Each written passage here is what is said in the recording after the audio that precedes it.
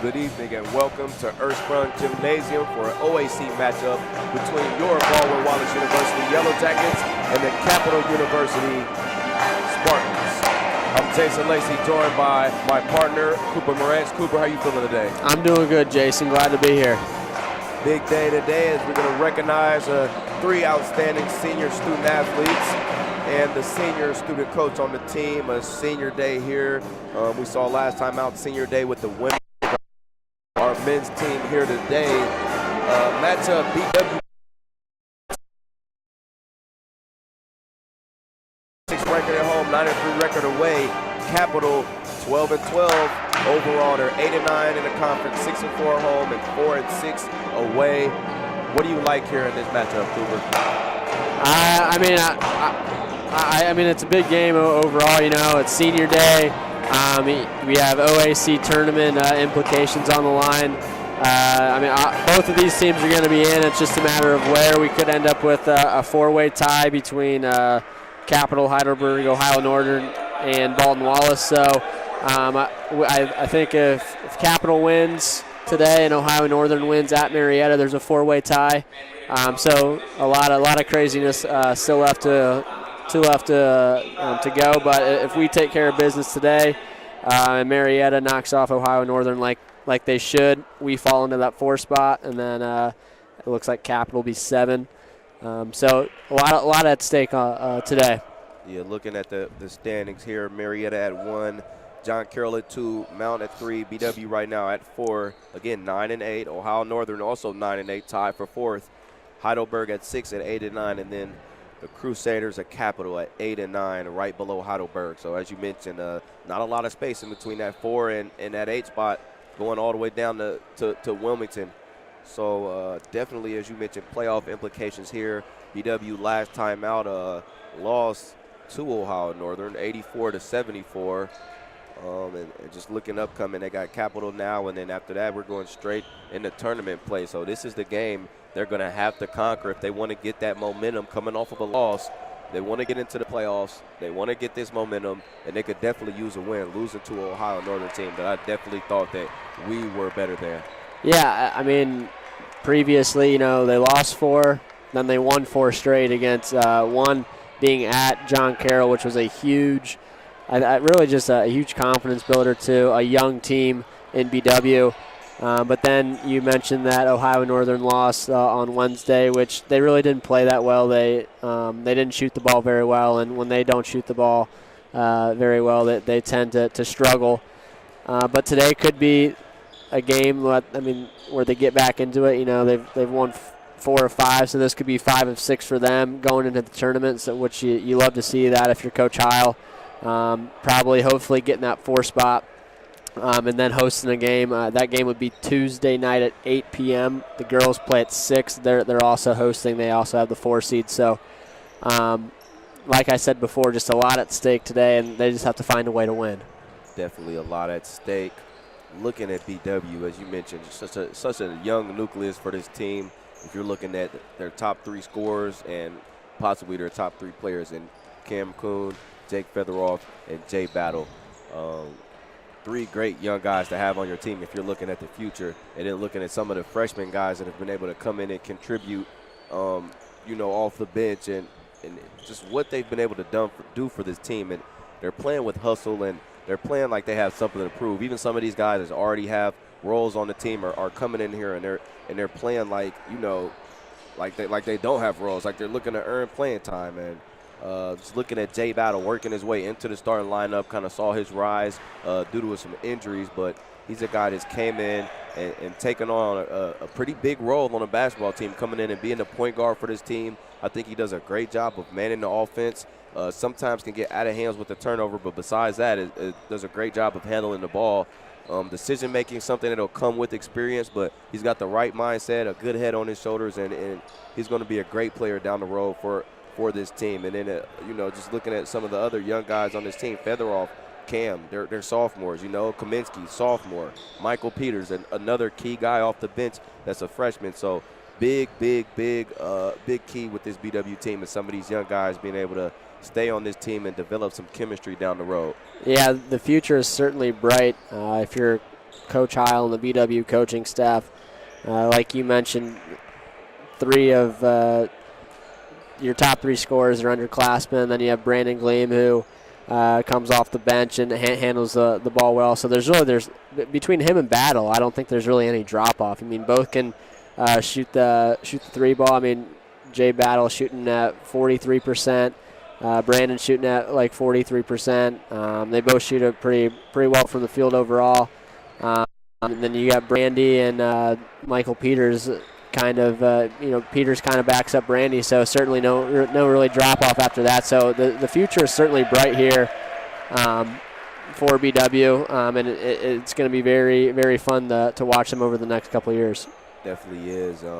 Looking at this Capital team, guy that we talked about a little bit before the game, and that's Mark Minch. He's averaging 22.3 points a game.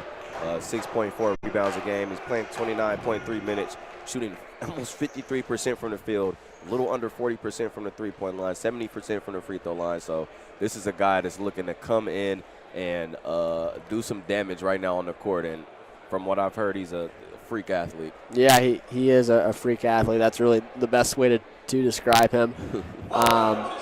But, yeah, he transferred in from Ohio Dominican school down there in Columbus, so he stayed in the Columbus area. But, he's been – I think he's second in the OAC in average points. But he just really brings everything to the table. He's a very complete basketball player. He's averaging 6.5 boards a game too, so he can get it done wherever it need be. Big loss for Capital without A.J. Dixon today. Their third leading scored 11 points per game, but I'm looking at how he's shooting at 3-point, 43% from the three-point line, 44% from the field. So one of those guys that was filling it up for this Capital team, and they will be without him today. So maybe looking for some players to step up into this lineup. As I mentioned, Mike Green, Mark Minch, Curtis Guys, Joe Westbarsner, and Austin Schreck will be the starters, so there will be no A.J. Dixon. Right now, they are honoring some of these seniors that we talked about, just to give you kind of the run-through. 3 guys, mainly Cody Shell, Ryan Walsh, and Zach Warner, 3 of the senior players, and then student coach that they have that they will be honoring. Cody Shell, guy that doesn't see a lot of playing time, education major out of Chagrin Falls.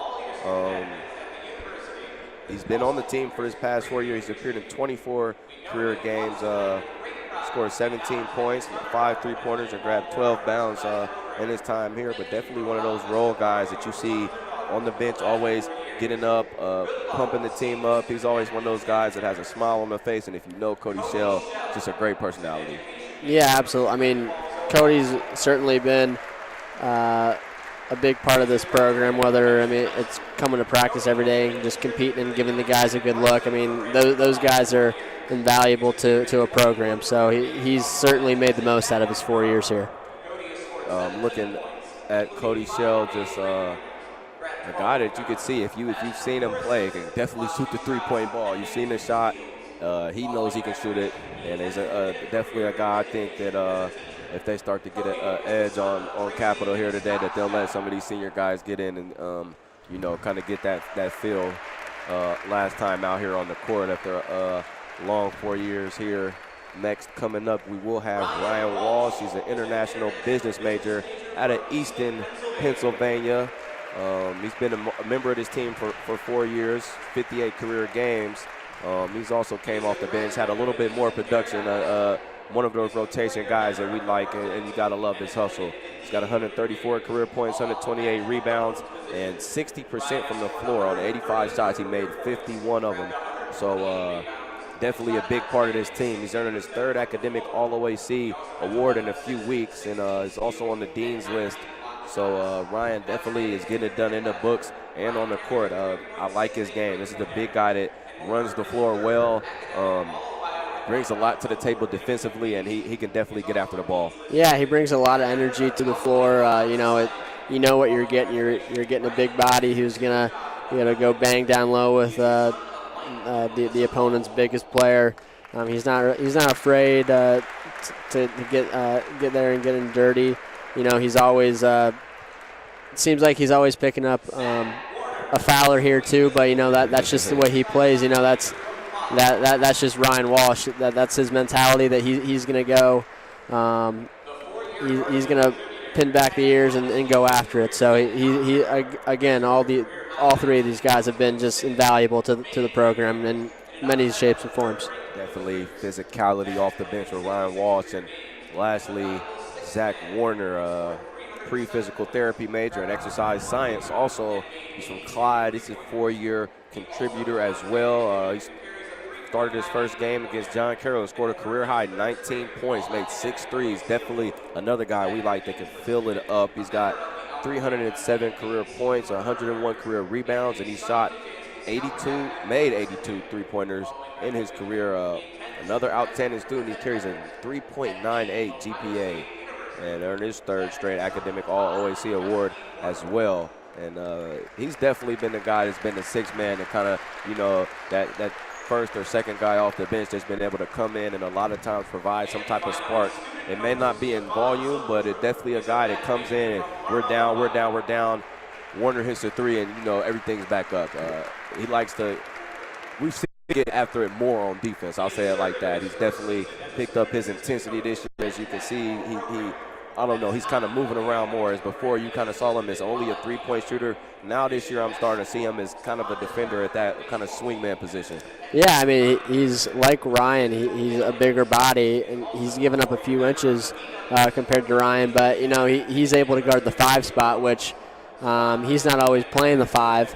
But if Coach High elects to go smaller, he can throw him there. He can guard the 4, he can guard the 5. He can even guard the 3 if he has to. So he's very versatile defensively. As far as shooting goes, I mean, he's probably your best shooter on the team. I mean, the percentage might not show up, but he is certainly their go-to guy when they need a 3. I mean, they run all types of screens for him, all types of plays for him. But he's been, that John Carroll game, you could say that he kind of won it for him. Obviously, it's a team that goes into that game, but I mean, coming off, what better way to cap off your senior year with a big game like that? Yeah, like you said, if you just look at the, look at the numbers from 3-point, he's shooting 40%, which is great. But like you said, it doesn't reflect the great shooting that he can do. A guy that can definitely knock down some shots in the clutch when he really needs to.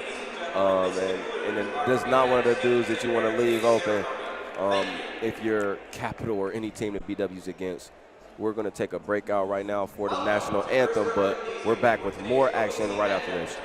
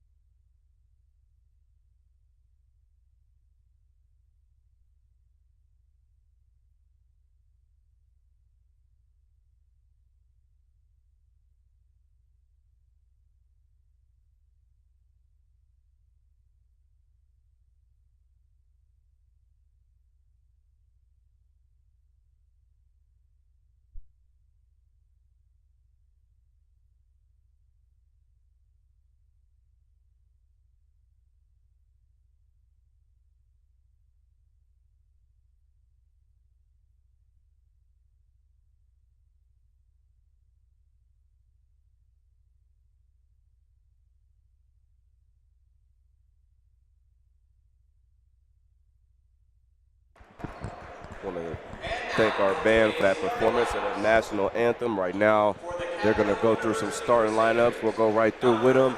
Looking at Capital University, Austin Schreck, number 3, the freshman guard. He'll be starting at the guard position, as I mentioned. Joey Reingardner, another guard, freshman, 6'2", out of Centerville, our high school rival team, so be hard to kind of root for him today. But Kurt Guys, also junior guard, 5'10", out of St. John's. Mark Mintz, the senior guard that we talked about out of Lakota East.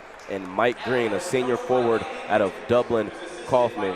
And for BW, the usual starters, Brandy and Battle at the guard, Kaminsky and Kuhn at the forward, and Featheroff will be at the center position. So same type of lineup for these guys. Looking at BW, give me some bench guys that you can see. We always got a couple of guys. Sometimes we're right, sometimes we're wrong. Give me a couple of guys today you feel like going to come off the bench and make some noise here today. I think you got to look to Brandon Gleam today. I think he's going to have a big game coming off the bench. He's been shooting it pretty well lately. He's had a couple big games lately, but he really handles the ball pretty well. He can shoot it. He can drive and kick, which BW, we have a lot of shooters. They love to shoot the 3, so look to him. I look for him to have a big day, whether it's distributing or scoring. I think regardless, he's going to have a big day. I definitely like it. I'm going to look to Michael Peters today, the freshman guy. This is a guy's game I speak highly of. I like his game a lot. He attacks, and he doesn't settle. He's a guy that he could shoot the ball well, but he doesn't settle for a lot of shots. When he gets the ball, he's aggressive. On fast breaks, he attacks. He's able to get to the rim. Even in the half-court set, he's able to most times beat his guy off the dribble. As I mentioned, a freshman guy, not the biggest guy at 6'1", but he's got a physicality to his game that definitely I feel like is a big part of that bench, that kind of bench group that they have coming off the bench for the Jackets. As we're getting ready for tip-off, referees for today, Kevin Hyatt along with Rob Walgate and Dan Fauser. Coming out for the tip-off, Mark Minch will be tipping off for Capital Crusaders, and it will be Jake Featheroff, the big guy in the middle for the Jackets.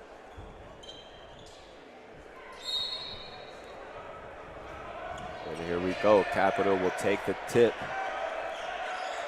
Guys will be doing the ball handling for the Crusaders. Coming around early, 14, that's Weingardner. You see him with the face mask on. Position at just 6'4", so giving up about 3 inches to Featheroff, and that time a nice little layup there by Kurt Geisey, and I definitely think that they'll be able to take advantage of some of the matchups down low if that's going to continue to be the case. Yeah, they need to look to get Jake a few more touches. They got him some touches late in the Ohio Northern game, and they were able to make a run with him. There's Cameron Kuhn spinning, and that's kind of one of his signature moves, is he's able to put his defender in the spin cycle very often, and he's on the board with an early 2. Cam Kuhn, sophomore guard out of Vermilion. So here we go with Capital. Hesitation move, almost stolen by Battle. Crazy behind the back pass to keep that ball in bounds, and Capital's got 10 left on the shot clock. Here we go with the drive. It's up and no good. He's going to get his rebound and put it back up, and that's lazy on the glass. Kurt Geisey able to kind of get his own rebound and make up for that miss. Yeah, it was pretty good defense, though, for BW. I mean, minus giving up the offensive board, but good solid possession for the defense. Drive again by Kuhn. Tries to step back, kind of gets caught on the court there. 10 seconds left. Brandy's going to drive, and he's good with the left. Zach Brandy on the board now with 2, and he's quick. He can beat you like that off the dribble. Yeah, and he's left-handed, which hopefully the defense knows that, but sometimes they catch him off guard. And left-handed ball handlers can definitely be a problem. If you're used to defending right-handers all year and you get on that left-handed guy, it'll definitely give you issues. Here's Kaminsky in the corner. No good. Brandy fought for the rebound. It'll go to Geisey. And he'll call the shots here for Capital. There's Minch. Haven't seen much offense from him yet. Pass to Geisey. Layup is no good. Got to have those if you're Capital. Rebound Kuhn. That's one thing Capital can do. Capital needs to capitalize, especially on easy buckets like that, and a great pass from Minch. There's Kuhn driving. It's deflected and tipped out by Minch, and he's got a fast break. He's on the move. Nice pass. Shot is up and good. Austin Schreck was able to pump fake, kind of anticipated the contact and went up through the contact and has got a chance here for the and one. Yeah, I'm not sure if he really needed to hesitate there. I think he kind of had the layup without the hesitation, but hey, he was able to get maybe one more out of it. Yep, Austin Schreck 61% on the line on the year this time. It's good. He's 1 of 1. Yeah, I guess it works to his advantage there. He gets 3 instead of 2. But I definitely thought he was going to go up strong with that on the first time. But nonetheless, Capital up 3. Here's Battle stuck in the paint there. Brandy's driving. He spins. They're pressuring the ball handlers here, and Battle's going to step back. He's got 10 left on the shot clock. Hesitation dribble by Battle. Kicks to Brandy. 3-point shot. No good. Rebound by Kuhn, though. So Kuhn gets a rebound and a second chance opportunity for the Jackets. Brandy wants to drive again. Stifled on defense there by Ward Garsner. And Battle again at the top of the key. Clock's ticking down. He's got 10 left. He backs down, tries his shot. Post bucket is up and good. Jay Battle gets the floater to go, and that was some hard work BW just had to put in for that bucket. Yeah, they did a lot of dribbling there. I'm not sure if that's I think they're going to have to adjust if they want to continue to score. Yeah, I would like to see more offense, more passing that time. The ball stuck a lot there as we're going to get an on-the-floor foul, feather off on Green, but we saw the ball stick a lot, and I'd like to see a lot more movement with the ball, some off-ball movement, off-ball screens, subs in, Jackets go with Peters, Richardson, and Gleam, it looks like. And Capital will check in Will Hanna along with Joe Thomas. And here's my guy, Michael Peters, in off the bench along with Zach Warner off the bench. And Richardson, another one of these guys that we've seen inserted into the lineup that we've talked about week in and week out, and he's definitely had big contribution to the Jackets. Yeah, he's been a guy who's kind of been inserted here late. Only played in 6 games up until this point, but he's a great rebounder, and he's finished pretty well around the rim. So Kuhn, the only starter left. He'll try that pull-up. It's up and good. Cameron Kuhn. That's a good sign for the Yellow Jackets. He struggled last game against Ohio Northern, and he really just never got a shot going. So if he can get a shot going early, it really gives him a lot of confidence, and he can certainly fill it up when he has the confidence. Yeah, when he gets the hot hand, he gets hot, especially when he's able to start getting that mid-range shot to go. And there's some of the physicality by Richardson, strong rebound, but when he can start getting that mid-range shot to go, he really gets going there. And then the three-point shot starts to fall, and then looking at definitely a problem for any opposing team. More good defense and a tip ball. Capital stand in the passing lanes, and here's Minch. He's going to try his mid-range game. Stop and pop, no good. Rebound Richardson, and here comes Gleam.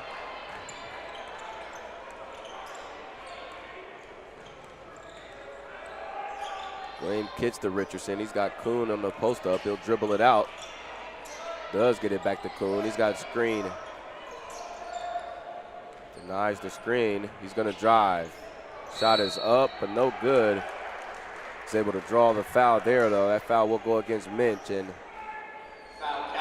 Kuhn will go to the line for 2 shots, where we know he is excellent on the year. A little over 84%.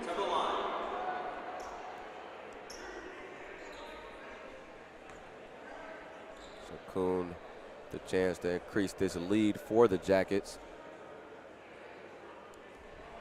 First shot rattles in, and more subs here from Capital.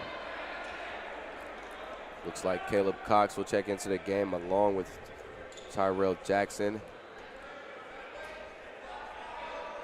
And Joey Weingartner will check back in as well.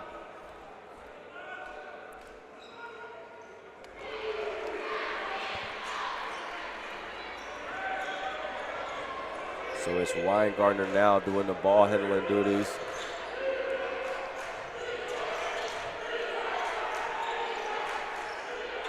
Capital, a lot of off-ball screens, and they're getting it moving without the ball right now. But good defense from BW here, not letting a lot fly. Forces a three-point shot. It's no good. Gives up an offensive rebound, though. Fumbled around. It was originally handled by Caleb Cox. Misses it, and now BW with possession there. Zach Warner in the corner now. Another loose ball and another turnover for the Jackets. Haven't been handling the ball well as of late, and Weingartner not able to finish there. And Cox again can't come down with the rebound. He's in the right spot, just isn't able to grab it.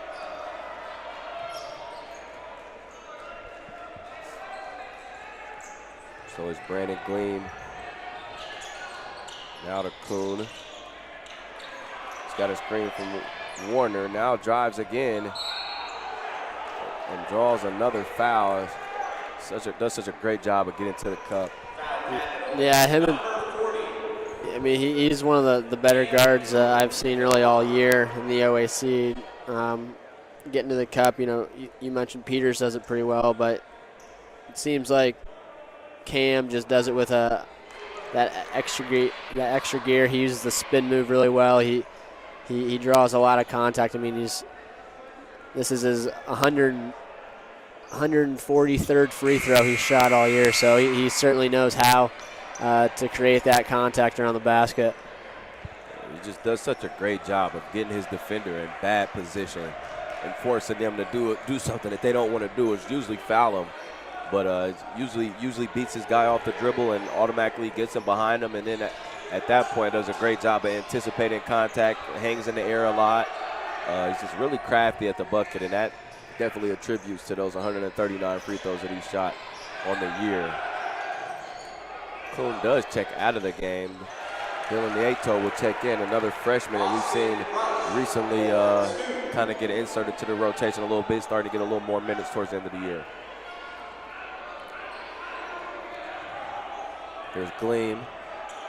He'll take a screen from Richardson. He'll pull a three. It's up and it's barely out. Rebound Richardson. He takes the hook shot. That's up and good. So offensive board and early offense here for Jordan Richardson. Yeah, that's what he does best. Sometimes that's BW's best option, just to kind of get it up there and let him go after a rebound. Really, really scrappy on both offense and defensive glass. And you see him right now, definitely communicates on defense well. And he's just one of those guys you want to be the anchor of your defense if you're Tom Howell. That shot is no good there by Tyrell Jackson. Another rebound, and this time Michael Peters is going to handle the ball. Oh, miscommunication there between him and Gleam, and throws the ball into the wrong spot, and another turnover for the Jackets. Capital not capitalizing on these turnovers, and BW definitely wants to change that up if they're looking to win. An early 5 turnovers here, and we got just under 11 minutes left in the first half.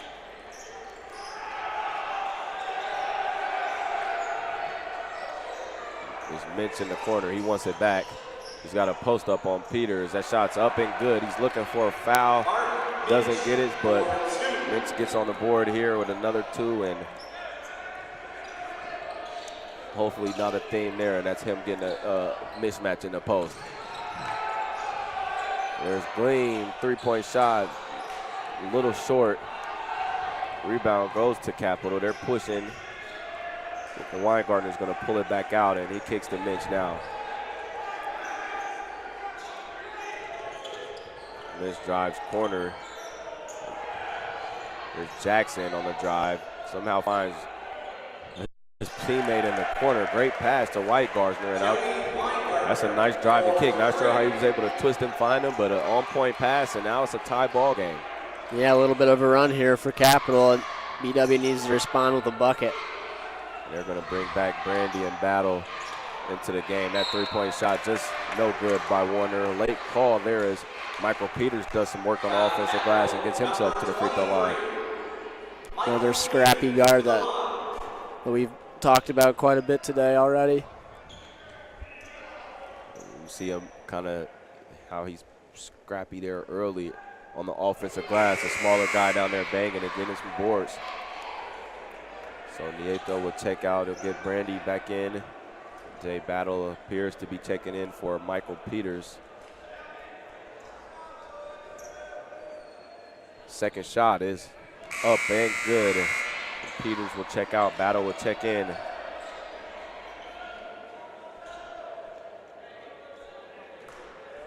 So here we go. Capital with the ball, looking to continue on kind of a mini run that they started here. Just down 2. There's Minch, crafty dribble, mid-range pull. It's up and good. It's tough. It's tough. That was nice defense. Not really much you can do, but when you're defending a rhythm shooter, sometimes you just got to accept it. Once he gets that rhythm off the dribble, that's a shot that goes in a lot of the time, especially for a guy like Minch. As I mentioned, shooting it a little bit under 50%, a little under 53% from the field. There's Minch again, beautiful pass to Green, and it's up and good, and that's right where it needs to be. Yeah, tough pass with the left hand. I mean, right on the money. That was really nice basketball the last 2 possessions from him. Seeing a little bit of Minch making some play, putting his team up 2 right here with a little under 9 minutes remaining in the first half. Hesitation from Gleam as he's got a bigger defender on him. Turn around, rattles in. Brandon Gleam able to take advantage of the taller defender and kind of get him off balance there and get a nice shot for himself. Here's Minch again. He's got a screen from Jackson. Him on Gleam. He pumps. Gleam playing nice defense there. Ball poked loose from Shrek. And Minch got the ball at the top of the key with 6 remaining. He'll pull a 3. That's no good. Rebound goes to Brandy. And Hiles telling him to push the ball as they tried to settle that down a little bit. And he wants him to push. I like the idea, though. Yeah, BW's gotten out and run with some teams this year, and they've done a pretty decent job of kind of making stuff happen off the fast break. Here's Gleam, up and good, and he likes it. Mid-range shot, Brandon Gleam, and this is a guy that you said could get going today, and definitely a guy that will get going for you, Brandon Gleam. We're gonna get a foul there on Jay Battle, but and as far as matchup-wise, I like BW getting out and running with the right lineup on the court. I feel like this is a Capital team that they can definitely get running against down the court. I've been seeing them send a lot of guys to the offensive glass. So definitely some opportunities that BW may have to get going in transition. Jab step from Minch, strong drive and finish. And had a kind of a slow start at the beginning of the game, but he's definitely getting it kicked in here. Yeah, absolutely. He can be dangerous when he gets going. Great crossover by Battle. Gets Brandy in the corner. A nice find and a finish. Credit Battle for that assist and Brandy for the bucket. That's the type of drive and kick that you want to see from your guards. Yeah, that's what we talked about. You know, Battle and Kuhn both do a great job of getting into the lane and creating for the shooters, and BW. Too easy for Joe Thomas in the paint. And struggle with it, and that's the resistance in the paint. It's got to happen. They check Featheroff in here, hopefully it's a bigger body in the paint, but can't give up easy buckets like that. It's out this year, and they've gotten better at it, able to drive and finish. So seeing these guards for BW be able to create some of their own offense. We mentioned not a lot of pass and off-ball movement, but as of now, guards are able to create their own offense up 3.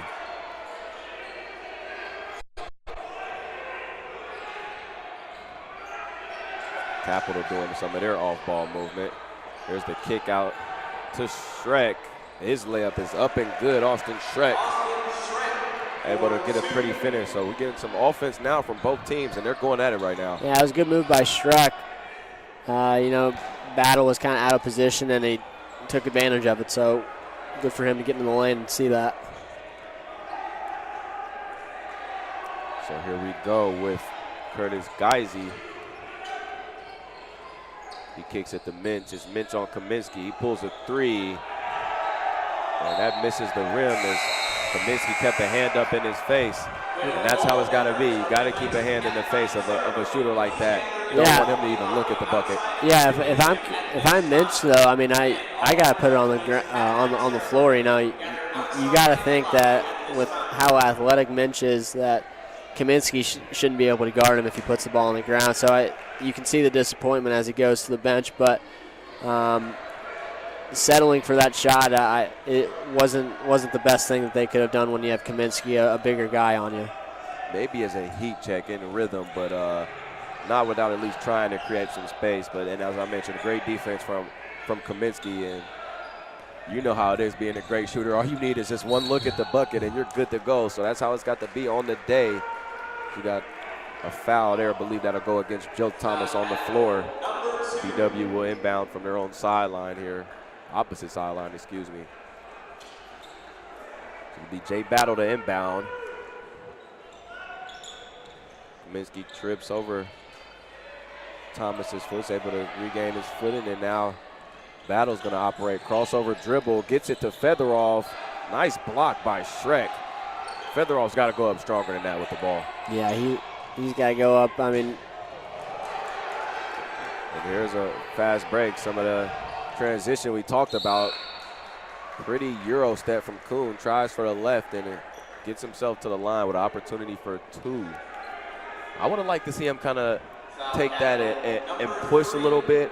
I mean, I know he had the idea of the move he wanted to do right when he kind of stopped and hesitated, but you know, as a quicker guy, you got a lead out pass like that from Battle. I think you take that and just go straight to the cup. Yeah.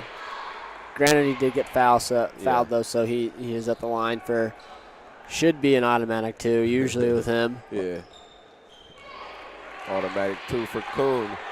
So Kuhn picks up 2 points and 27-24 here with under 5 minutes remaining in this opening half. Here's Green at the top of the key. He's going to face up. Thought he shuffled his feet a little bit. No call. Post up from Green. Matched up on the smaller Kuhn. Misses. Gets his own rebound. Finishes it. And it's just a bad matchup. Kuhn had the position on the box out, so wasn't aggressive enough on the glass, and Green was able to go up over top and clean up his own mess. Yeah, that's what some of the BW's kind of struggled with all year is the offensive glass. It showed really throughout all OAC play. I mean, it's been a struggle for them, and they really have seemed to not be able to get over the hump on the offensive rebounding. And Battle with the shot as the shot clock expires, and we see him go to a little double team on Cam Kuhn, putting some pressure on him and, you know, making somebody else do some scoring. So Capital with the ball now down just one. Green's got Brandy in the paint. Decide not to take it. Instead, take a three-point shot. It's no good. Rebound Thomas, and it's kind of right as you spoke of. It's just, I don't know. The offensive rebounds look really easy. You got to get a body on a body. No guy should be able to just run to the glass there and be able to just get a free lane to the bucket to grab a bound. And another problem. There's another turnover for the Jackets. Will Henna's able to grab the steal. Shrek tries for the acrobatic left-hand finish, and that time a little too easy. And right now, Thomas is just making a living on the offensive glass, and Tom Howell's got his arm crossed. He's not happy. No, you can't be happy with that string of possessions if you're Coach Heil. And we see Richardson checking in. Oh, yeah. I'm not sure for who. Maybe Kaminsky, maybe Featheroff. It's got to be one of those two. But, I mean, it's got to be hard if you're Coach Heil. You've seen it game in and game out that just the offensive rebounds they've killed you. You know, they have 6 offensive rebounds so far. Just not good for the first half. You know, it's just hard when your defense is working pretty hard. Your defense is doing a lot of good things, and then they give up just easy offensive rebounds. So definitely frustrating, especially as you mentioned, working so hard on defense. You're taking them down to 4 and 5 seconds on the shot clock, and then, you know, you give up an easy bucket. These guys are, you know, those are giveaway buckets. They're not really working for those. It's not like no offense to any of the Capital players, but they're they weren't battling hard for any of those bounds. Those balls really kind of just dropped right in front of them. And easy finishes, mainly to Joe Thomas. There's Featheroff on the 3. Cam gets himself offensive rebound, and 2 of them. Third one from Featheroff is good. So 3 attempts finally get it up, and they brought it back down to 29-30 with 2:44 remaining here in the half. Getting some turnovers of their own, so BW doing their capital impression here, offensive glass and turnovers. Yep. Good. Creating turnovers. Good stuff out of the timeout. Here's Richardson with a 3 early in the shot clock. Not the best look, but we're going to have to run with it now here as approaching 2 minutes mark remaining here. Capitals going to take their time here as Jeff Green takes his mid-range shot. It's no good, and there's some of that rebounding that time by Richardson. Some energy there on the glass.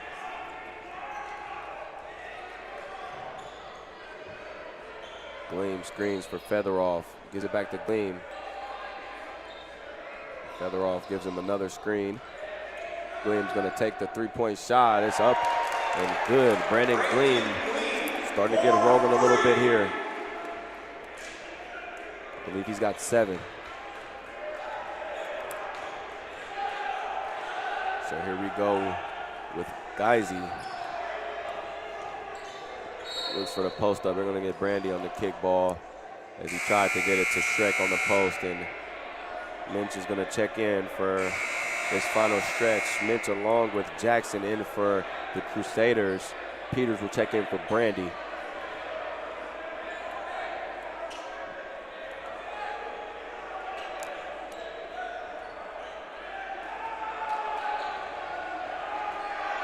Here's Minch now with the ball. He's got players running all around him. He'll keep it. This time, jab stack. He's against Richardson, and he's going to draw the foul. And he knew kind of what he was doing there the whole time. And mismatch against a guy that he felt like he was quicker against, and just kind of blew past Richardson that time. Yeah, they cleared out the left side and really just kind of let him go to work, and he was able to draw the foul against Richardson. First free throw rattles in for Minch. And he'll look to tie the game up at 32 here with his second one. And he does. It's up and good. Tie ball game here with 1:15 remaining. And packed student section here today. As we see, students always show up, but got the wrestling team and the football team here in the student section. And BW's got some support behind their back. A big game here and a tight game at that. Here we go with Kuhn handling the ball. He's at the top of the key. He's got 10 seconds left. He dribbles to the corner. Kicks it to Featheroff with 5 remaining. Sousa 3, misses everything. Rebound Thomas. A lot of dribbling that possession. Not a good possession for Baldwin Wallace. I'd like to see Cam get the ball moving a little bit more and get everyone involved. Yeah, definitely. This is a half of isolation and creating your own shot. But I'm sure Tom Howell will go back and coach it up, and they'll come back in the second half with a game plan. Another blow by Minx. Pull through and 1. That's textbook right there. Get your defender in the air, pull through, and draw the contact and the bucket. And Minch is tied for leading all scorers with 10 right now.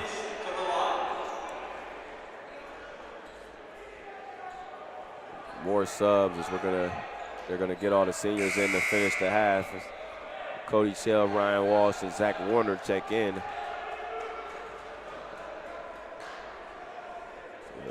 19 seconds remaining. Minch try to put his team up 3, and he does. 32-35. Capital is up, and BW with the shot clock off. I would like to think hold for the last shot here. Here's Gleam with the ball. He's going to shoot a deep 3. It's no good, and Minch has got the ball with some time to shoot. It's up and no good.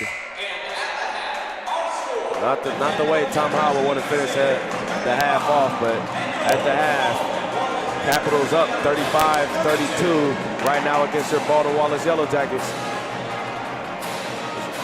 looking at some of these stats here going into the half, BW not looking bad offensively. You got Cam Coon with 10 and Brandon Gleam with 7. They're filling it up for these guys. Mitch leads the way for all scorers with 11. Joe Thomas got 6 and Shrek with 5. Credit 3 of Joe Thomas's, or all 3 of his buckets to straight offensive boards. He's been crashing the board. He's got 3 rebounds and 6 points. Yeah, I think you have to credit Capital defensively in the first half. They made it tough on the BW guards. They really extended their pressure, and they did a pretty good job. I mean, limiting BW on the offensive end. That BW went 2 of 13 from 3 in the first half, so certainly getting after it, contesting those 3-point shots. But still, regardless, BW only is down 3. I mean, shooting 2 of 13 in the first half, I think you got to be happy if you're Coach Tom Heil that you're only down 3. Still shooting about 41% from the floor, but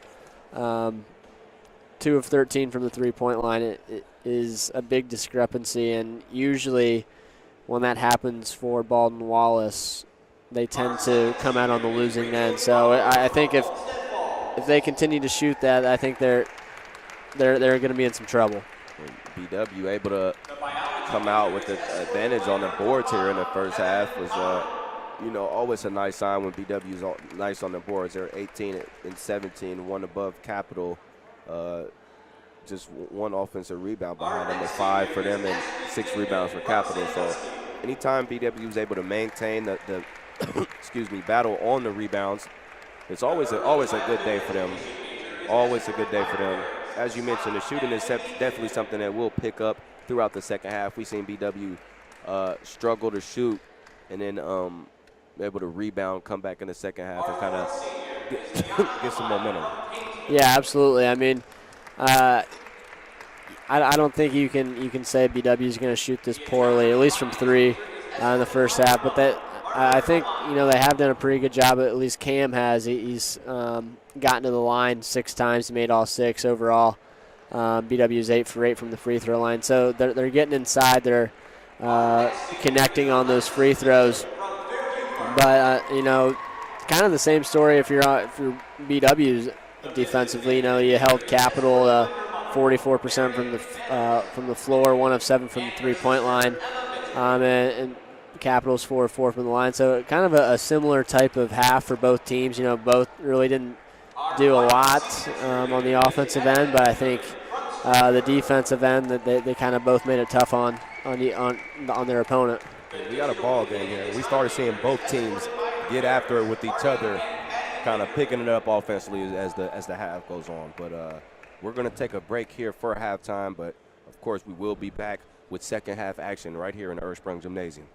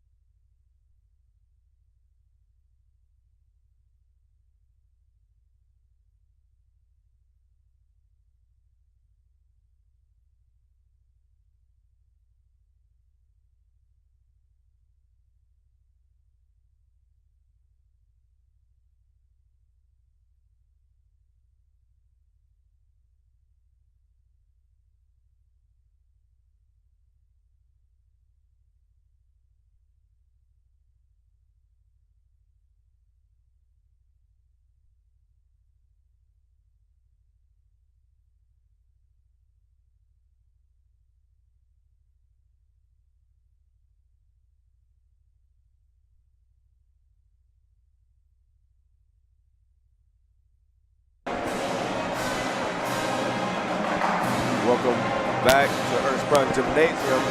Jason Lacey again with my partner, Cooper Moretz.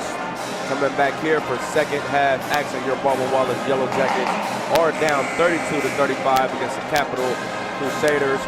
Cooper, real quick, what do you need to see here in the second half if BW wants to get back on top? I think they got to shoot the ball better from the floor. You know, Capital did a pretty good job in the first half, making it tough on BW offensively. But, you know, they went 2 of 13 from 3, and that's just not going to cut it when when a team like BW really relies on that three-point ball to get going for the Jackets. So I think if they shoot the ball better, they win the game. I definitely think it comes on the glass. They have to rebound better. I know on the stats it looks like we're up 1 rebound, but I mean, remember, we had that one time down here we had 3 offensive rebounds in a row, and another time there was 2 in a row. There's 5 offensive rebounds right there. So it's about the timeliness of the rebounds. Capital's got timely rebounds and been able to convert and turn them into points every time when they get on the offensive glass, almost every time at least. So I think if they keep them off the offensive glass and stay strong on the defensive glass, they'll be able to, you know, have a better half and start seeing everything flow better, because Capital's getting a lot of their offense off of turnovers and the rebounds. So make Capital run their offense and score the ball on your defense, which is played well. Yeah, I'd like to see Jay Battle get going too. He went 1 of 5 from the floor in the first half, so I'd like to see him kind of that next score behind, you know.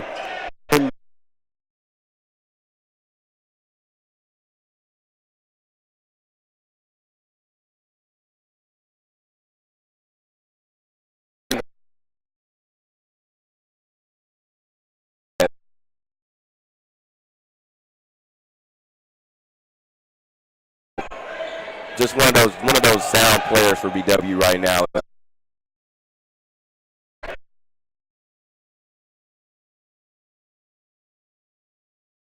Battle gets the pass off just in time. And there he is again. He's going to have a screen commission. So maybe Jay Battle heard the pass you saw whether easy back there for us Shrek. But if they want to go ISO, that's big to have kind of the lane opened up and a lot of attention, as you mentioned, to other players.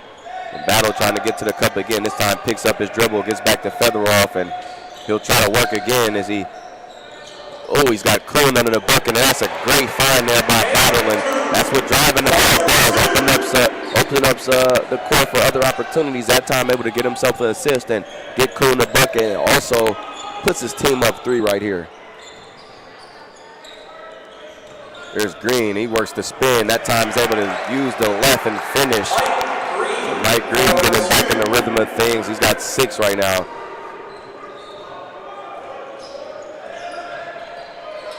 Jay Battle working on the screen. This time gets it down to Featheroff. We haven't seen get much work on the offensive end. A risky pass in there to Cam Coon, and he tells Cam that was his bad. I'd like to see Featheroff look for his offense a little bit. I want to see him with some post-ups and work some of those post moves. This is a guy that we've seen score the ball, and we know he can do it. Yeah, I'm surprised he didn't shoot that little short corner shot he had. Yeah. He's really good at shoots at a high percentage. So, another guy who's got to get going. Maybe he'll get going now that you just said that. Yeah, I definitely thought he was going to shoot that. We've seen him settle for a couple of threes. This is granted it was the end of the shot clock, but I'd definitely like to see him look more for some of his post offense. This time Cam Coon rather automatic from the free throw line, able to sink the first one. Got 13 on the day, looking for 14 on the second shot. Little announcer's curse there. Jinx. And he'll stay at 13, and he goes 1 of 2 that time at the line. Cam Coon on the day, believe he was 6 of 6 before that. It makes him 7 of 8. And Green, another easy bucket. Maybe get going for him. He's got 8. Kind of trading baskets now for both teams. Battle again with a nice pass. It kind of looked like the exact same play that happened before. Battle to Coon, and Coon's able to finish, use the rim as a protector, and That's nice to see. We talked about in the first half, we wanted to see more passing going on right now. Not a lot of offense, it looks like, but the driving kicks working nice. Able to penetrate and get some defenders. That time, Battle hits the ground, and Mintz isn't able to finish there. Battle again with another assist. This time with Brandy. This is what I'm talking about. Team basketball. Getting your teammates involved, and that time Brandy able to get to the cup and be at the right place at the right time and finishes nicely. And his team's up 4 now. There's Green. Now he'll try a 3. That's no good. Rebound, feather off.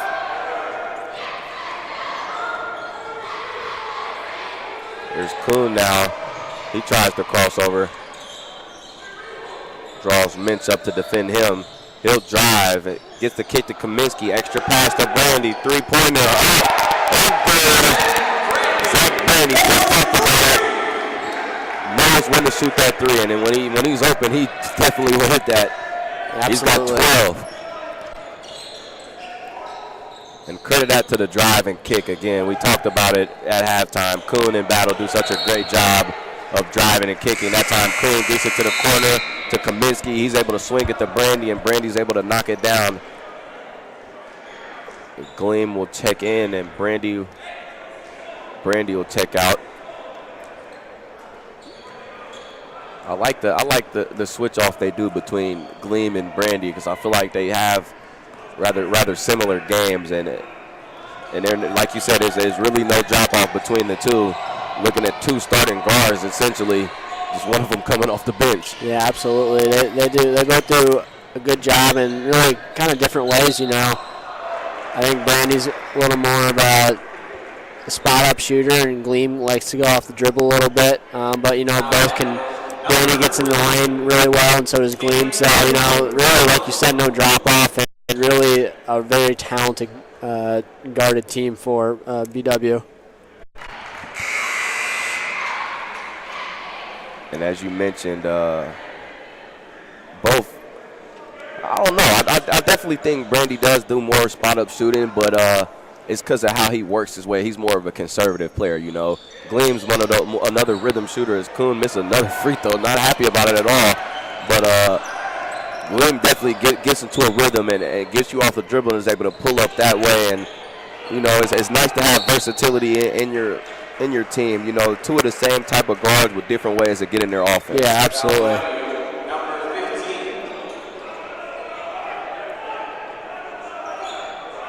So we're going to get a foul there on Peters. Inbound underneath his own bucket is Geisy. Gets that off barely in time. Gets to Jackson, and he'll take it back now. They've got a fresh shot clock.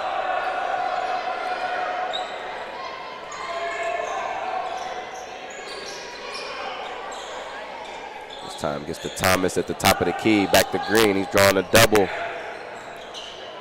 Ready to stay in the passing lanes by feather off, and that's how it got to be. Keep your hands up at all times. Wasn't even looking at the ball that time, but hands were up, able to knock that out of bounds and prevent a rather easy bucket for Joe Thomas. Yeah, I think with those 2 subs coming in, Warner and Richardson, it looks like Coach Howell has maybe found his 10-man rotation at least. For the time being, you have Warner and Richardson in for Kaminsky and feather off, and it kind of balances. There's no drop off. It's really kind of fun to watch the really like 10 guys that are really playing well, and really just have 10 guys do some really good things. So I feel like there's just always a good balance on the floor for BW. Definitely, I love the sub too.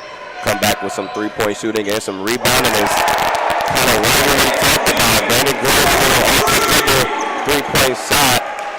Give him 13 on the day.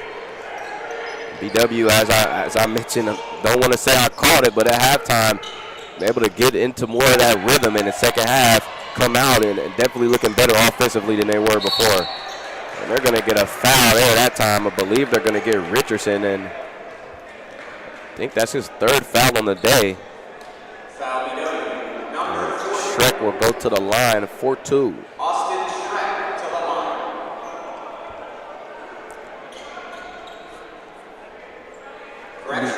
BW's outscored Capital 20-8 already in the second half. So a great start, and the start you needed if you were BW to try to get that 4 seed. You know, they want that 4 seed so they can host whoever it may be. They're not really sure yet. But that Tuesday game, you know, obviously the home court advantage. They've played pretty decent here.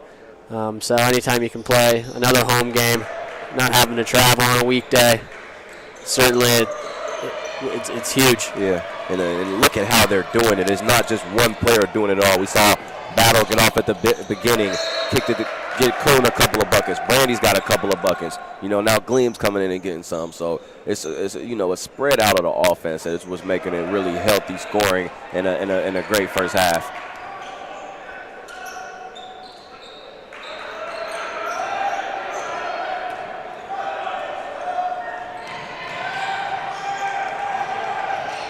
So now Warner on the corner. This time, now Kuhn. He'll pull a 3 into the shot clock. That time, no good. A rebound back to Capital.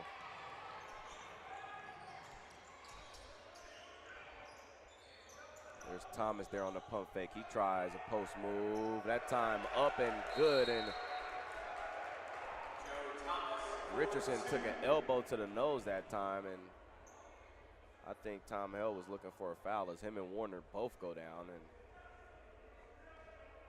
Tom Hell's like, he used his elbow to clear him out. How's that not a foul? No call, though. Battle will check in for Kuhn. And Thomas passed Richardson on the back, says my bad. Wasn't intentional, all good play. BW now 52-47.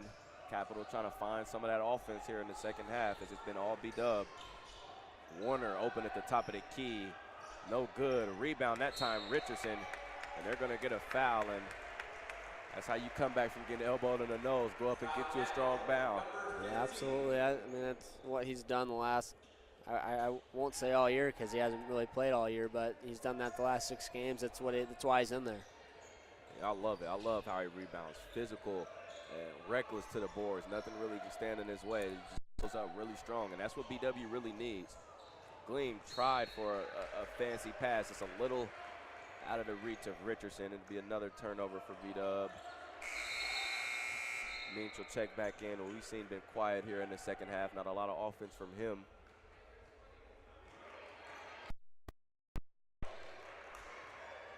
And here we go with Geisy.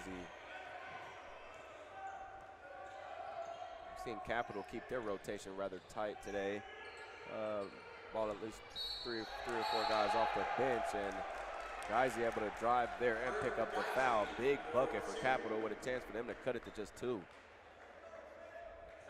Yeah, Capital on a little bit of a run here after, I think, a little 6-0 run. Yeah, I think they were up, BW was up 9.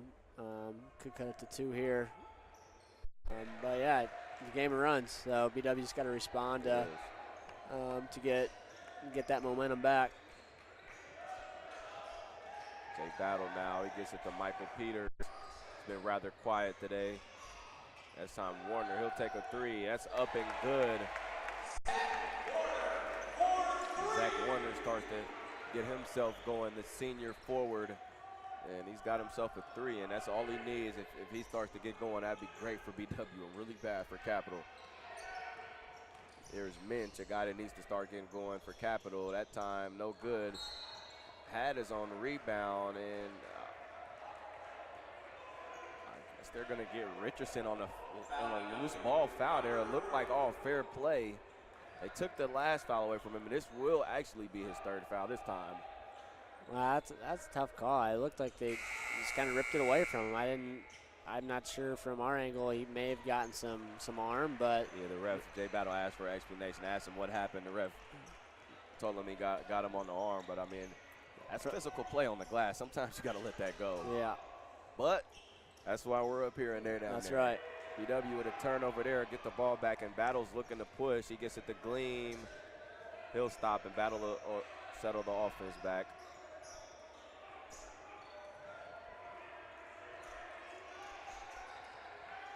Now Gleam doing a lot of dribbling, and he steps out of bounds there. Credit. Oh, they're not going to get him out of bounds. They're going to get Geisy on the defense. I was going to give him credit for the defense. Instead, credit him for the foul. Weingartner will check back in. So Jay Battle inbounding this for the Jackets. Gives it to Michael Peters, who drives, is stuck on the sideline and throws it right to Jackson, and he's running. Jackson's got the ball back, kind of like a give and go. Gets it and drives with the left and gets no good. Rebound to Featheroff, and Gleam gets it back to Brandy. Battle. Brandy is preparing to check in. Battle on the drive and kick. Extra pass from Peters. Gleam for three. It's up. No good, and we're going to get another loose ball foul there. They're going to get Zach Warner there on the loose ball foul. Brandy in for Peters.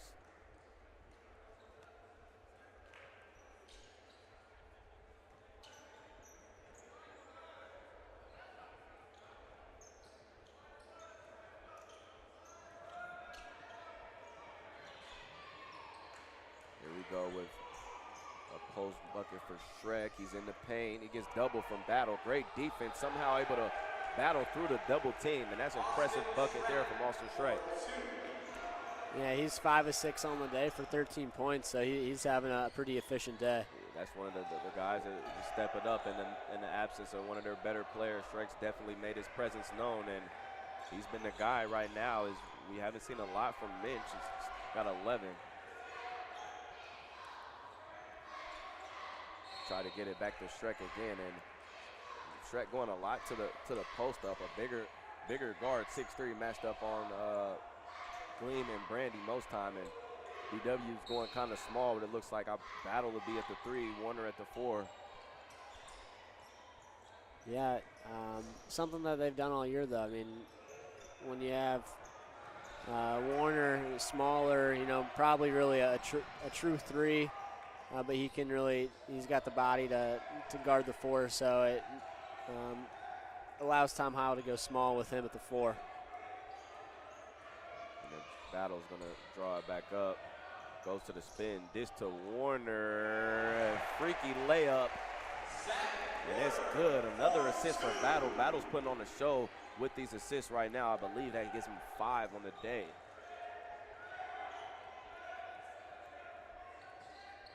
So BW up 5 now. It's approaching 9 minutes remaining. There's Thomas. He'll take a mid-range shot. It's no good. Tipped out. Controlled by Gleam. He's going to get it back to Battle. I love how Battle's running this offense right now. He's taking his time. He's never in a rush, and he's calling the shots here. This is a freshman right here calling the shots, and look how he's running this offense now. Yeah, he's matured a ton since the beginning of the year, and I mean, good for him. He's going to have a heck of a career the next 3 years. There it is, another drive and kick. Warner again, that time no good. Tipped by Featheroff, controlled by Jackson, and a lot of it is attributed to that drive and kick that he's so good at, and it's nice when you're surrounded by shooters and you can drive and kick. You're always setting your team up there for a great possession. Yeah, absolutely. BW playing some sound defense right now. They're making Capital work for these buckets, and they're going to get Battle there on the loose ball. And he said he's fighting for position, and that's what.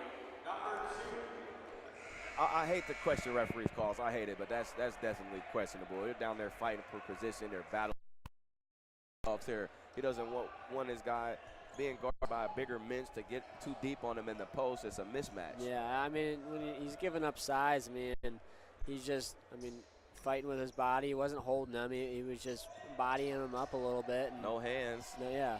So it's a tough call, but that's basketball sometimes. Yeah. Jackson with a step back on Warner. He's going to pull it up and miss. Could have been a foul there on Warner. I think he got a little bit, a little extracurricular after the shot there. But regardless, BW ball, and Brandy gets up a 3. rebound there by Minch. This time, Geisy's got it. Gets a screen from Minch. Get Green, maybe who they're looked to for some offense, as he's provided some offense as well. Tries that time. Stolen by Kuhn, and they're going to get Jackson on the block there as Kuhn was threatening to leak out. Yeah, not a bad foul. I think that was almost not intentional, but maybe a little bit of a strategic foul, you'd say.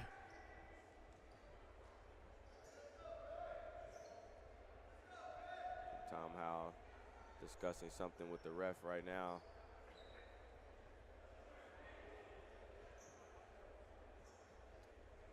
Not sure what they're talking about at the moment.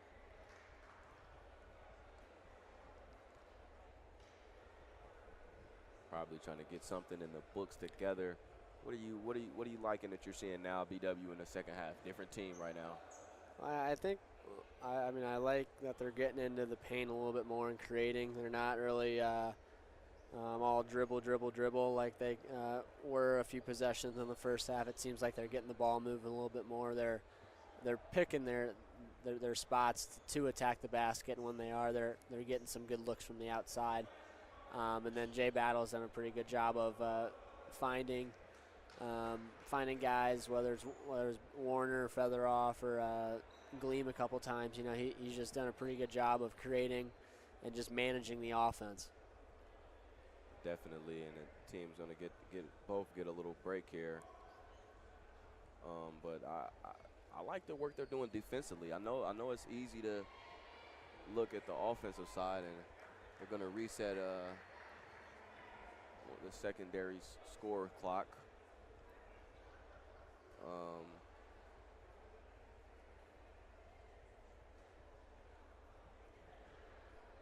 Well, as I mentioned, I gotta love what they do defensively here in the second half. It's definitely been big. As Capital not getting as many easy buckets as we saw them score a lot on offensive rebounds.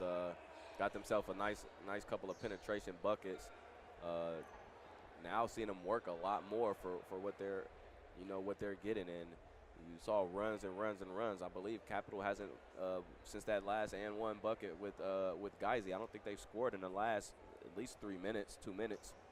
Yeah, I mean, it seems like, you know, it really just kind of been a game of runs. You know, they've BW was up 9, and then Capital I think cut it to 2 or 3, and then, you know, BW now up 5. So really kind of like just your typical basketball game of runs. Each team's going to make their run. 7.5 left to play. You'd think BW just needs to start or continue to get those good shots and connect on those possessions, and then they'll come out here a victor. So they're going to leave that shot clock off. Going with one, well, not shot clock, scoreboard, excuse me. They're going with one scoreboard here. BW's getting deep into the shot clock now as Kuhn goes to a difficult fall away. That time rebounded by Green. Thought it was a walk, no call. There's Geisy now for Capital. He wants Schreck on the post-up. Nice defense in the paint by Kuhn. And Kuhn's been playing some nice defense all day on Schreck. I've been watching that battle. And Schreck's been trying to get that post-up. Kuhn hasn't let him get good position at all. Here's Green getting himself a post-up on Warner. Solid defense by Warner. 5 left on the shot clock. Geisy's shot is no good. Battle on the board. Body's on the floor. And Battle comes up with it. And he's driving. Battle's going to attack. Goes up with the left, and it's good. That's the type of attack I'm talking about off the rebound. Getting pressure and be able to blow past the defenders. Battle's having himself a half. He's got 12.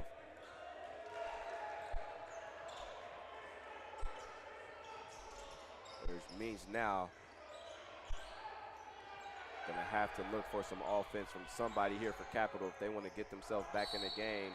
And Meach goes up on the shot, and they're going to get battled. That's his 3rd foul. Got him on the shot, and Meach will go to the line for 3. And maybe this is where they look for their offense from the free throw line. Yeah, I think that was a good call by the ref. It looked like, from my view, it looked like he got him on the arm a little bit. So good call by the ref there. And really just a careless mistake if you're Battle. Yeah. you want to play uptight D, but you don't want to, go too overboard and foul him there. So not a smart play by the freshman. He was contesting, like the contest, but he knows he fouled. He knows he got him on the hand a little bit. That'll happen. Not great timing here. As we mentioned, Capital been struggling, and they just had a great defensive possession. And a sub. William will check in for Battle. So Jay Battle had himself a half here in the second half.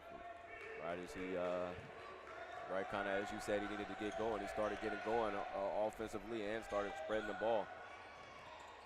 Kuhn looking to get going. A difficult double clutch, hit the back of the backboard. And it was tipped by Capital last, so out of bounds on Capital. It'll be BW ball. I don't know about that one either. It looked like Cam just shot it out on the wrong side of the backboard. I'm not sure if Capital tipped it. I mean, nonetheless, BW ball. Yeah, BW with the ball back. Fedorov with a rather difficult alley-oop try, and Cam answers it with a contested three-point shot. He's got 19 right now, and he's working.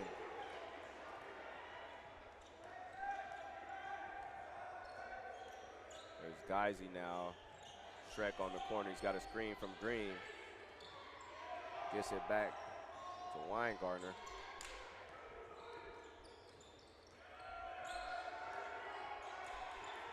Meach, hesitation, crossover, three-pointer, up and good. Minch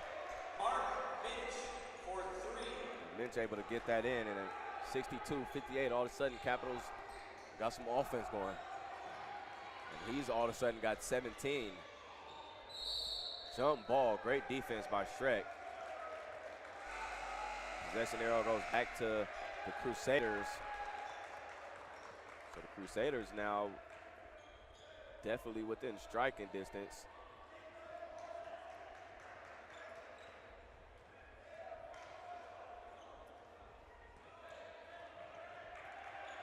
Here's Geisy now.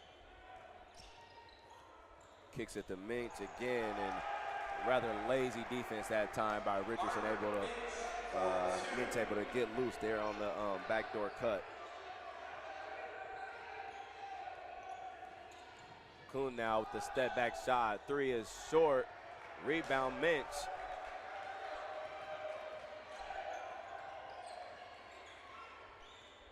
Here we go with the Geisy now.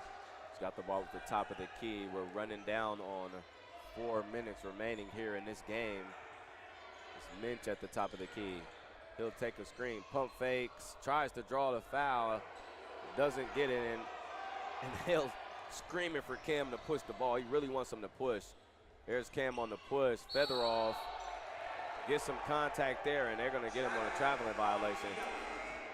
Yeah, it's a tough call when there's some contact there. It's kind of a hard call to make when there is contact, but he probably did travel, so, could have gone either way. And Battle back in. Brandy will check out.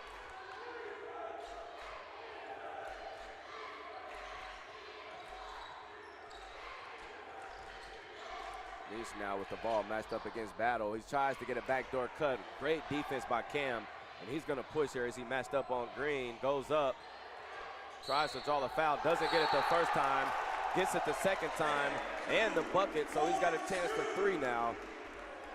And that's great hustle by Cam. Doesn't get the first one, able to get on the offensive rebound, and Cam's been doing his fair share of rebounding here today. Yeah, he's got 8 rebounds on the day. He's got 19, maybe going on 20 points here, 8 rebounds. So certainly he's having a pretty good day. Definitely on his way to a double-double. If he continues up like that, and he's playing great defense here. You love to see this from your star player.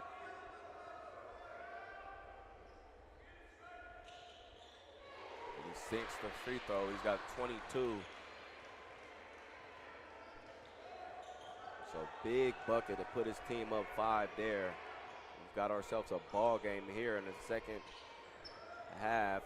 Seen both teams kind of do their fair share of offense. That time Green misses the three. Another rebound for Kuhn. I think that'll give him 10, and he's got himself a double-double.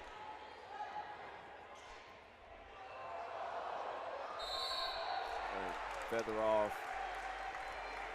draws a foul in the paint, so he'll go to the line now. Foul capital, number 14, Jaden Federal to the line. Timeout for BW there. Got some change-ups in the standings in the OAC. As of right now, it looks like if BW can pull this one off, that puts them at 10-8 overall in the OAC.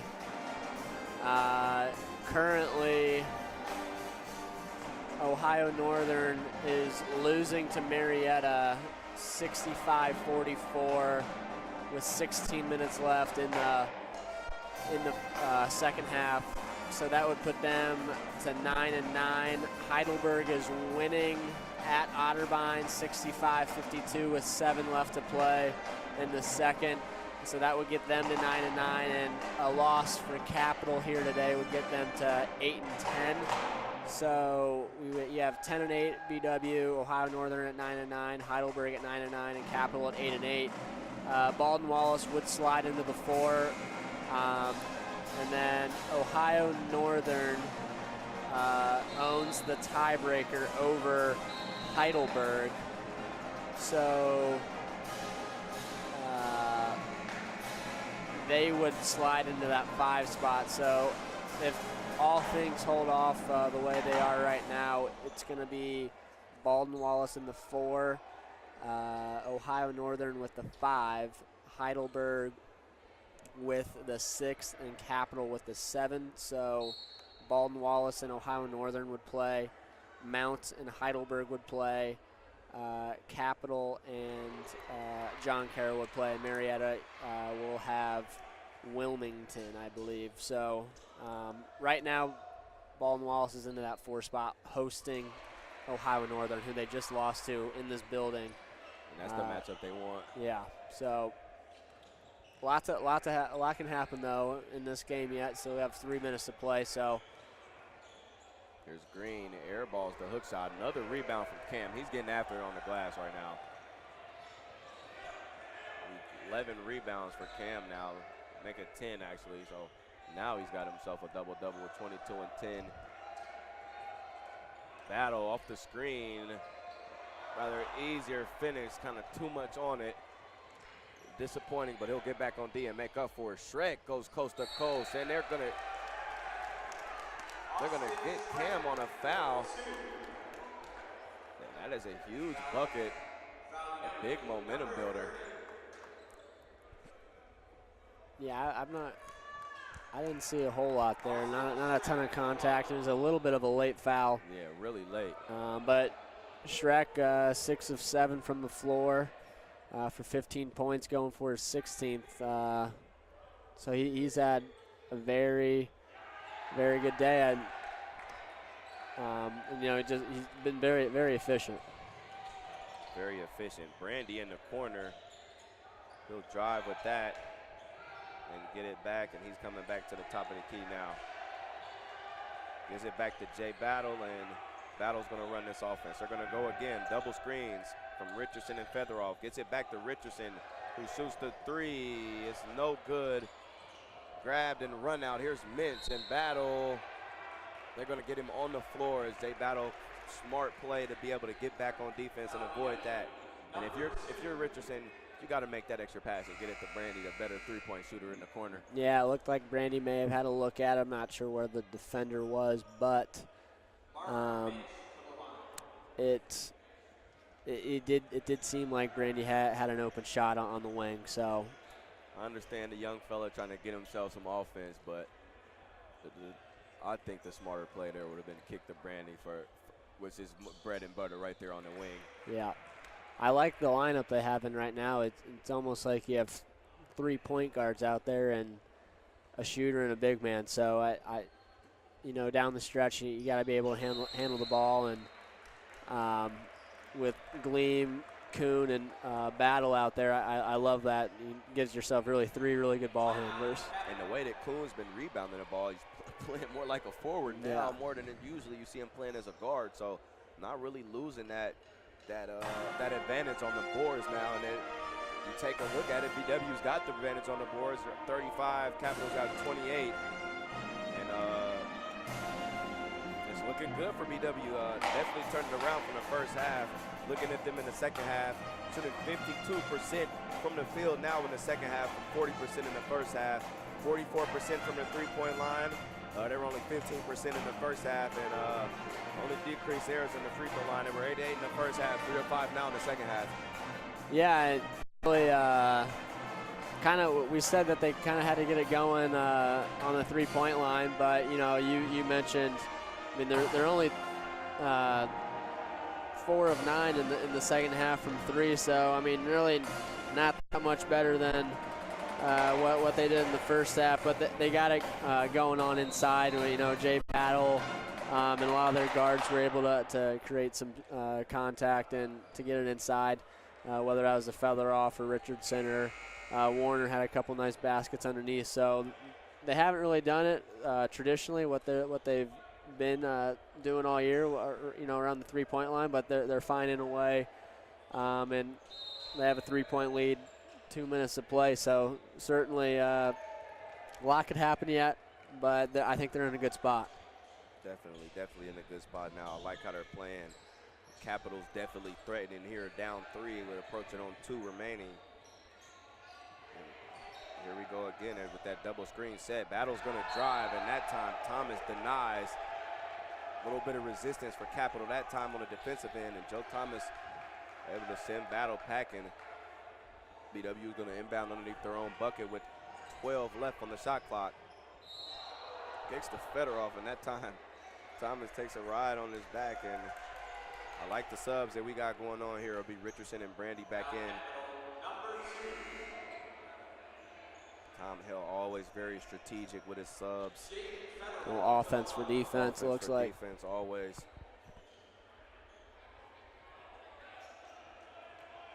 I like it. Get yourself your player some blows. You got your floor general and Jay Battle, and you're, like as we mentioned, one of your better, if not your best, three-point shooter in Warner on the offensive end, and then you come back on the defensive side with Brandy, who's a quick hands, great on-ball defender, and then Richardson with the physicality and on the defensive boards. Great strategy by Tom Hill.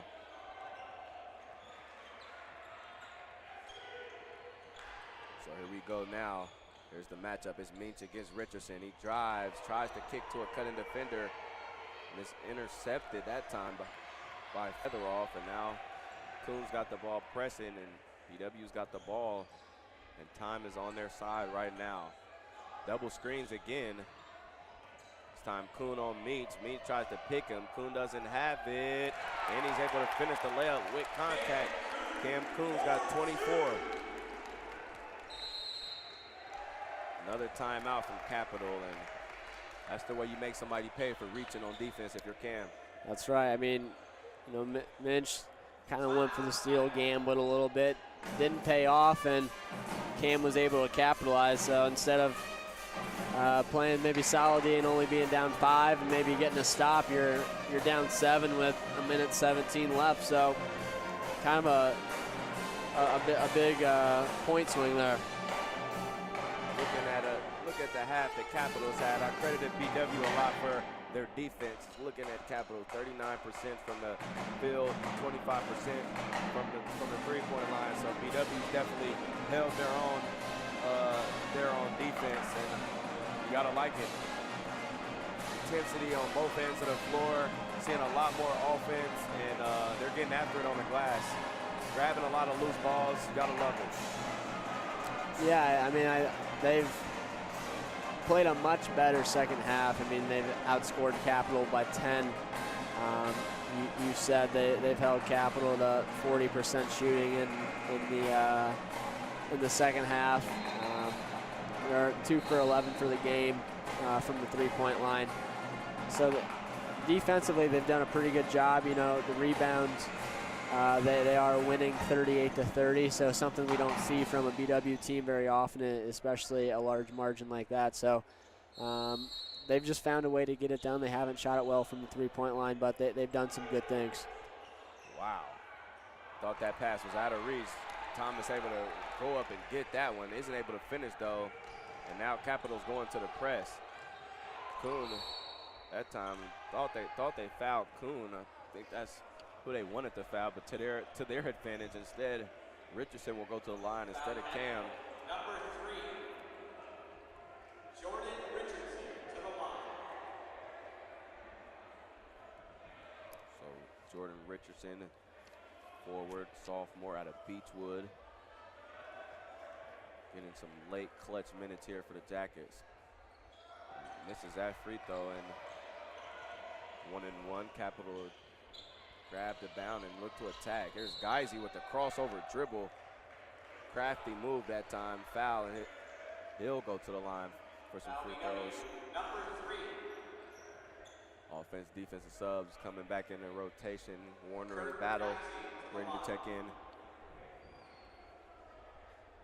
So Geisy to the line to shoot.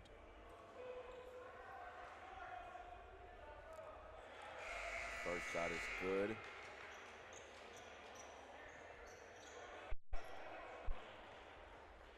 And Tom Hill wants a timeout. Kind of confused about the subs, maybe. Looked like there was some confusion on who was checking in. Tom Hill's going to sit down and talk it up. So just under a minute remaining here. BW's got to be careful. You don't want to be too patient and get lazy on offense. You definitely don't want to rush and get yourself a bucket that's not needed, though. You want to get yourself a quality bucket, but still take some time off the clock. Yeah, I mean, I think depending on what happens with this free throw, you make it, you go down 5. So it'll be interesting to see if Capital plays it out defensively or if they elect to foul. I'm assuming they might foul because that's what they did last possession. But in that case, you gotta get the ball to Cam Kuhn, who's shooting almost 85% from the free throw line, or Brandon Glebe, who's shooting about 83%. After that, you have let's see, Battle's at 62%. Warner's at 50%. He's only shot 6 on the year. So, and then Featheroff, or no, who else is in? Yeah, Featheroff is in. So, and Featheroff's at 71%. So, pretty good free throw shooters. I'd say you want to stay away from. Probably Jay Battle is the only one. Maybe if you're Capital, you might want to foul him and based on percentages. But I think, he's hit some big shots and some big free throws, especially at John Carroll. Put him up by 1 to win that game for him. So let's see what Capital does here. Yeah, I think the default would always be to have the ball in Cam Kuhn's hand, but obviously any team in the OAC knows that that's who they're trying to go to with the ball. So nice to have that second and third option that you can go to with the ball. So now here it is. Battle will go to the free throw line for 2. Sinks that first one. Brandy go to check in for Battle.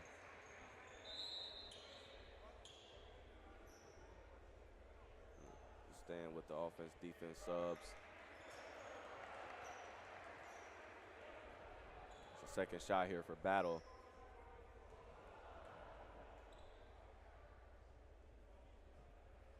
And it's no good. So 72-66 here. Capital with a chance to strike. And there's the shot they want from Minch. It's up and in and out, but Joe Thomas doing what he's done all day. Staying on the offensive glass, and he brings his team within 4. Yeah, pretty good look by Minch there. That's about as good of a look that you're going to get. And it looked like Richardson maybe fell down and wasn't able to get in there for the rebound. And Capital got an easy bucket out of it. 47 seconds left. Down 4. You might not necessarily have to foul in this situation. Maybe play it out, get a stop. But maybe you foul Battle again, who just missed one. So play percentages, and I don't know. I wouldn't be surprised if they fouled Battle again after just missing one. I think they're going to let it play out here. I think they'll press, get some pressure on the ball, and let this play out. Like you said, we got 47 seconds left on the clock. There's Battle on the leak out. They definitely had Battle on the leak out, and they're gonna foul. But Battle, that was a great play, and in the time they'll laugh looking at each other. Yeah, tough play for Gleam though. He's like 5'9", 5'10", going up against a bigger defender in Capital. So I mean, he's got to throw the perfect pass too. Yeah, that would be hard and just risky. You don't want to maybe give up your. I mean, if it does go out of bounds, it's probably going to come back underneath the Capital's basket. So I think it was a smart move by. Yeah, he made the right decision. Yeah. It was definitely an option, but as you mentioned, that would have had to been an almost perfect pass. Another miss on the second end of the free throw. Capital choosing him right on who to foul. There's Gessie. Tries to draw the foul there. Thomas again, and he is making a living literally on the offensive glass. He's got 5 offensive rebounds, 12 points, so almost all of his points are coming off offensive rebounds. Yeah, a little surprised that Capital fouled there, being down 1 possession, but BW has missed 1 free. The last 4. I believe 3 of the last 6. I think Richardson missed one of his free throws when he went to the line. Right. So BW's got to capitalize on these opportunities. And there's another missed free throw by Warner. Not a good look for the Jackets. Got to sink this one if you're Warner. You got to. And they sinks that one. The subs in. Richardson back in for Warner.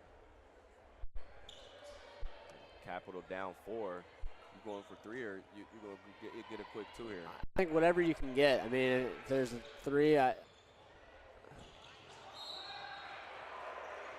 that seems to be it. A Geisy drive every time. He's able to get to the bucket. A miss and a Thomas rebound. That's their offense right now. Yeah. Yeah, he's done a good job the last couple possessions getting in there and then knocking the free throws down. So he's at the free throw line now with a chance to score here with the shot clock off. Clock stop. He misses this one. Battle in for, should be Brandy Oval. He'll check in for Richardson. So they'll go small here with Kuhn at the 4.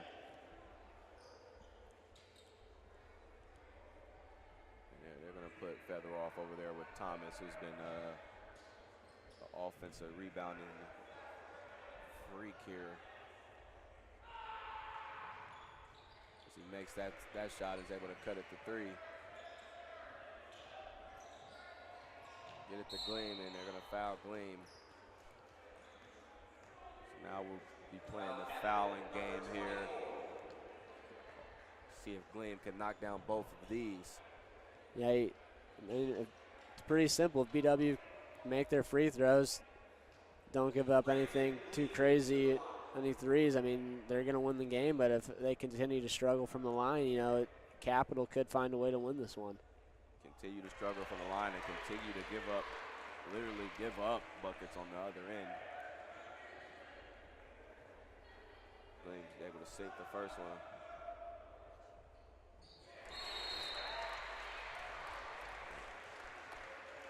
We're going to get a timeout here as the Jackets up 76-71. We'll talk strategy, maybe some box out strategy. Put a body on Thomas here on the offensive glass.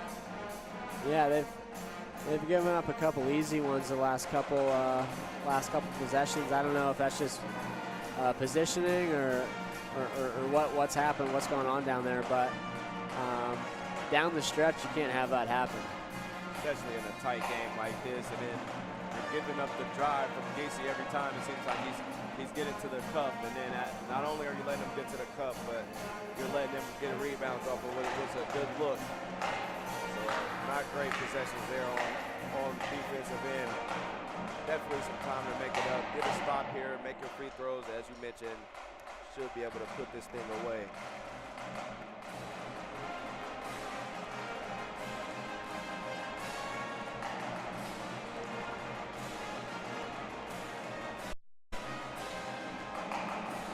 Looking at BW's free throw shooting in the second half.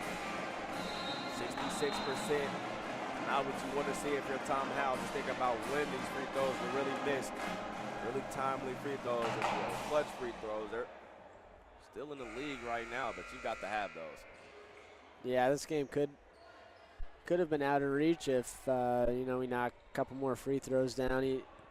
I don't want to say that we have a comfortable lead right now because of the way we've missed some free throws, but it could be a little more comfortable with some more of those makes. This time they're going to get Jackson. Must be their three-point specialist. Checks right in and hits a deep three. So that went kind of right as planned from Jackson. Yeah, he's only shooting about 28% on the year. That makes him 14 of 48 on the year, but hey. Had to be some type of confidence in him there. It was almost automatic. Checks right into the game. And that was deep. Yeah, that was big too. Big.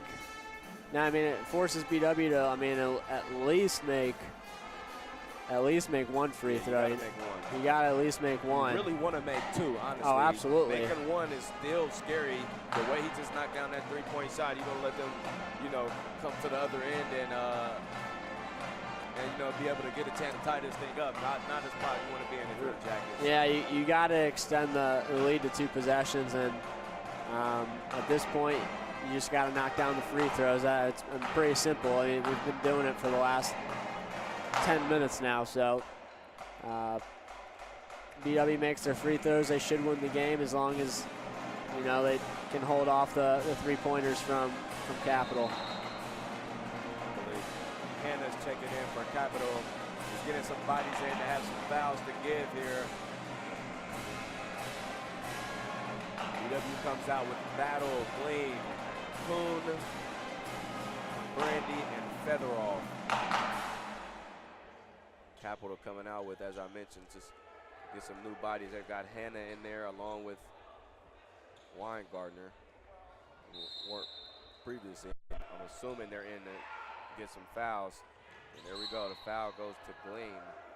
And Gleam's going to the line here where he's got the chance to do some damage here. Yeah, I think that's smart by Coach Heidel to get Gleam the ball. Coons missed 2 today, so maybe doesn't feel as confident as he usually would. And then, Gleam shooting 84% from the line, and he's knocked both of his down today. So I think it was smart to go to him. And then you always have Cam, to relieve you. But get one of your vets in. They get an older guy in there with the ball. Let him take off some of this pressure. That one rolls in now. So we're going to get some ball pressure from B-Dub. I like that. A full court look. Don't want any momentum or giving him any chance to get a shot. There's Jackson again for 3, and it's in and out. They're going to get a foul, and Jackson's upset. That was a close one. They got a nice look at it. It almost drops. Almost dropped. And that must be his spot because they went right back to it. That's what I'm saying. There's got to be something going on more than his numbers that we're seeing. That he's able to just get the ball right at that spot and that deep shot. Unfortunately, not able to make it. Featheroff makes this free throw. Give him 8 points on the day. Looking for 9, and it's good. And now BW up 6 in the game. Rather out of reach now. That should do it. We've seen crazy things happen. Geisy with a Really, really easy bucket. We'll get another foul on Gleam, so they're going to play this one all the way out. Gleam will go back to the free throw line, 2.9 remaining. Looking at this, give me who really put things ahead for BW, a player of the game if you had to pick one right now for the Jackets. I mean, I think it was kind of my guy. I said before the game, Brandon Gleam, he's going to the line for his 15th and possibly 16th point of the game. Shot 4 of 9 from the floor, 2 of 6 from 3. And he didn't really turn the ball over. He had 3 rebounds and an assist, so he really kind of had a pretty complete game. It was good to see that coming off the bench. But then, Cam Kuhn with 24 points, 10 rebounds. I mean, how can that not be your player of the game? Yeah, I like the game that Jay Battle had. You can make an argument for him. 5 rebounds, 5 assists, 11 points. Definitely had his presence felt here in the second half, and he's making it happen. So I like Jay Battle too. So I think you can go a lot of ways with this, So I don't know. Go either way with that. Looking at some of the final stats, as we mentioned, Kuhn leads the way with all scorers with 24. Right behind him, Williams got 12. Randy had 12. Battle had 11. Warner finished with 7 for Capital. Mark Mintz was their top guy with 21. Joe Thomas had 12. Kurt Geisey finished with 10. Austin Streck with 15. Big day for Streck as well. We'll get you some scores around the OAC. We have, with the Baldwin Wallace win and the Ohio Northern loss, that inserts Baldwin Wallace into the 4 spots. Ohio Northern falls to 9-9, and it looks like Heidelberg is going. They won at Otterbein, so Ohio Northern owns the tiebreaker over Heidelberg. So BW will host Ohio Northern on Tuesday, I believe. Since they won tonight, the girls' game is at 6, the guys' game is at 8, so we'll have a doubleheader for you here on Tuesday night. And then Capital is going to fall to the 7th, so they have to go to John Carroll to play, who has been struggling of late. Yeah. But regardless, they're a tough team to play, and that's I think BW's in a pretty good spot. If they win, they probably have to play Marietta, and they're going to have to play them eventually, whether it's in the semifinals or the finals. I mean, they were going to have to play them eventually, and really, if I'm BW, I'm not looking ahead too far though. I mean, just look until Tuesday. I mean, they just got beat by a really good Ohio Northern team, and an Ohio Northern team that has proven that they can play well in this building. So they got to get through Tuesday before they start looking ahead of to Marietta. Yeah, definitely got some challenges in front of them. All good play, though, here. That'll do it from Ursprung Gymnasium. Your final, BW 81, Capital 76. Thanks for listening. We'll be back here on Tuesday for more action.